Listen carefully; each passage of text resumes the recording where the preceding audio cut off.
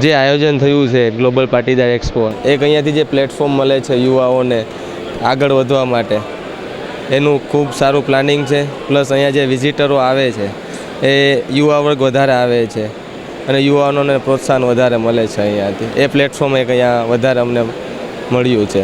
આપણે જેમ કીધું કે યુવાઓ સૌથી આવે છે, ત્યારે હવે પાટીદાર સમાજમાં પણ યુવાઓનો પ્રતિભાવ વધી રહ્યો છે, વ્યવસાય ઉપર આવી ગયા છે, બિઝનેસમેન થઈ રહ્યા છે. હા, થઈ રહ્યા છે. જો પ્લેટફોર્મ આવી રીતના મળી રહેશે તો આગળ બી પાટીદારના યુવાનો આગળ વધશે. પ્લસ અત્યારના જે બેરોજગારીનો પ્રશ્ન છે તો અમને અનુભવ ઘણા થયેલા છે કે અહીંયા બી અમને લોકોને રિઝ્યુમ આપેલા છે કે જોબમાં અમને રાખો એમ.